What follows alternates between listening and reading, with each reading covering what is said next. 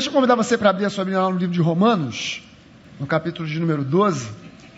Rogo-vos, pois, irmãos, pelas misericórdias de Deus, que apresenteis o vosso corpo por sacrifício vivo, santo e agradável a Deus, que é o vosso culto racional, e não vos conformeis com este século, mas transformai-vos pela renovação da vossa mente, para que experimenteis qual seja a boa, agradável e perfeita vontade de Deus. Aqui na NVI, ele continua usando, embora seja uma linguagem um pouco mais contemporânea, ele continua usando esse verbo rogar. Para você ter uma ideia da ênfase que esse verbo dá, o apóstolo Paulo não usa muito, mas quando ele usa esse verbo aqui, é porque existe ali naquela passagem uma necessidade de atenção. É porque é como se ele estivesse pedindo ou falando algo que nos dias de hoje é como se você ou eu fôssemos falar com alguém e disséssemos assim: fulano, olha, pelo amor de Deus, presta atenção no que eu vou te falar, isso aqui é importante, se liga agora no que eu vou te falar. Então, quando você encontrar uma passagem qualquer no Novo Testamento onde o apóstolo Paulo usa esse verbo rogar, ele está chamando a atenção para algo que é muito importante. É como se fosse nos dias de hoje, de repente, eu chego para o pastor Rafael e dissesse para ele: ô, Rafinha, sabe aquela grana que eu te emprestei? Pelo amor de Deus, cara, amanhã é segunda-feira, você deposita esse dinheiro, presta atenção no que eu estou te falando, deposita esse dinheiro amanhã, não deixa falhar, porque eu já andei passando um monte de cheque aí, contando que você vai me pagar. Se você não pagar, eu estou frito. Se você não depositar essa grana amanhã no banco, vai dar zebra para o meu lado. Então, pufa, eu rogo a você, Rafinha, pelo amor de Deus, não me deixa falhar isso. Se você tiver outras coisas na sua cabeça aí, eu sei que sua cabeça está cheia de coisas, compromissos, mas isso aí você não deixa faltar, isso aí você não falha não. Presta atenção nisso. Então é mais ou menos por aí que o apóstolo Paulo, quando ele usa esse verbo rogar aqui, ele está chamando a atenção das pessoas para algo que é muito importante. E aqui na NVI, a Bíblia diz assim: portanto, irmãos, rogo-lhes pelas misericórdias de Deus. Você vê que ele usa até, além do verbo rogar, ele ainda coloca aqui: pelas misericórdias de Deus, pelo amor de Deus, por tudo que é mais sagrado nesse mundo, por favor, eu rogo a vocês que se ofereçam em sacrifício vivo, santo e agradável a Deus, e este é o culto racional de vocês.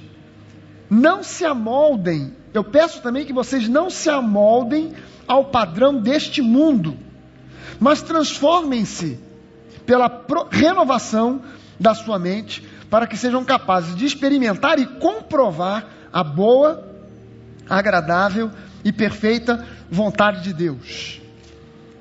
E o verbo-chave aqui, para a gente entender o que o apóstolo Paulo está pedindo para a igreja, é a palavra transformar. Esse outro verbo que ele usa aqui, transformar. Transformai-vos, ou transformem-se, através da renovação da sua mente. Esse verbo transformar, quando você vai no original aqui, no grego, é metamorfô, com PH e 2 Os. Metamorfô, você não precisa saber grego para reconhecer essa palavra, né? Metamorfô é a palavra grega que dá origem à metamorfose no português. E metamorfose não é simplesmente um processo de mudança. A gente às vezes na igreja fala de mudança, mas o que a Bíblia fala aqui é um processo milagroso de uma transformação tal e tamanha que é da água para o vinho. O primeiro milagre que Jesus fez, ou pelo menos o primeiro milagre que a Bíblia relata, porque diz que com este sinal Jesus deu início ao seu ministério, foi exatamente o milagre mais simbólico de todos eles. Talvez seja um milagre assim menos gritante. Não foi fazer um cego enxergar, não foi fazer um paralítico andar, não foi multiplicar pães e peixes, mas simplesmente transformar água em vinho. Aquilo ali é o milagre mais simbólico de todos os milagres que Jesus fez. Porque é o milagre que ele está dizendo: eu vim com esse propósito, transformar água em vinho, provocar uma metamorfose, provocar uma transformação tal que as coisas mudem de uma natureza para outra natureza, porque a natureza da água é uma, do vinho é outra. Ninguém fica bêbado bebendo água. Você pode beber 30 litros d'água, você vai muito ao banheiro, mas não vai ficar bêbado, você não vai dar para ele: o que foi isso, irmão? Foi muita água. água é essa? Aquela tal de São Lourenço. Não foi. Eu bebi essa São Lourenço e a tal que o pastor Hélio gosta.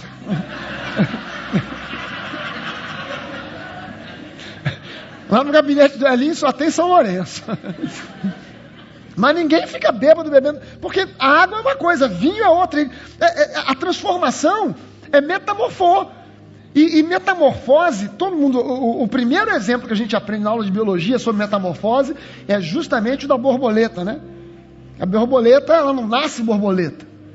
Ela nasce primeiro uma lagarta. Ela nasce uma lagarta. O que tem quem olha para uma lagarta sem conhecer o processo de metamorfose, você tem estudado isso, vai um dia imaginar que aquele bichinho feio vai virar uma borboleta linda? Ninguém consegue imaginar isso. Porque são duas coisas aparentemente completamente diferentes uma da outra. Mas que vai passar por um processo de uma transformação tamanha e tal, que daquela lagarta vai sair uma borboleta, vai virar uma borboleta. Essa palavra aqui é a mesma que aparece naquela passagem em que diz que Jesus subiu a um monte com Pedro, Tiago e João, e lá ele sofreu uma transformação, uma mudança, em que ele começou a reluzir em glória, e os discípulos tomaram um susto de ver aquela situação. A palavra que fala sobre a mudança de Jesus, a manifestação da glória de Deus, é a palavra metamorfô. Ele se revelou na sua glória. Quando Jesus aparece para João, lá no Apocalipse, na ilha de Patmos, João de cara não reconhece Jesus.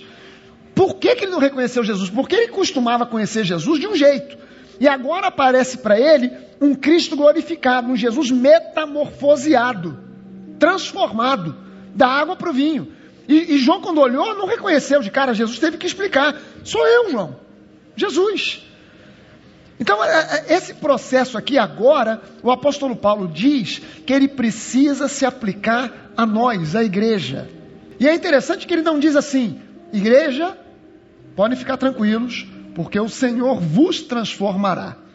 Não, ele coloca um processo onde a nossa vontade, o nosso entendimento, o nosso exercício de fé precisa estar presente. Transformai-vos, transformem-se, trabalhem para que esse processo aconteça. Depende de você se apresentar para Deus. Não é algo que você chega e diz assim: bom, se Deus quiser, Ele me transforma. Se não quiser, o que eu posso fazer? Eu sou assim porque eu sou. Eu nasci assim, eu estou assim, vou morrer assim. É o crente Gabriela. Tinha uma novela, né? Tinha uma novela que a música... Gabriela, a música era assim: eu nasci assim, eu sou sempre assim, vou morrer assim. E o que eu posso fazer? Se Deus me fez assim... Tem muita gente que usa isso como uma desculpa.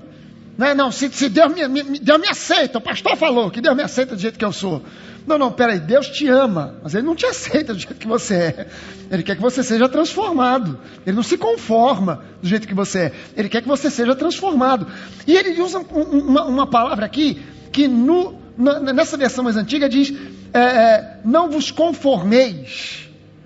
Que aqui na NVI, a gente entende um pouco melhor o que é essa palavra, porque ele diz: não se amoldem. Não se amoldem ao padrão desse mundo. Não vos conformeis com este século, ou seja, não se amoldem aos padrões desse mundo. Você é como se tivesse uma forma e você precisa se conformar. Você vem com um formato que o mundo lapidou, que o mundo fez, que o mundo construiu, e agora você vai encontrar em Jesus uma nova forma. E você precisa encaixar nessa forma. Não vos conformeis com esse mundo, mas conformem-se com Jesus. Entre na forma de Jesus.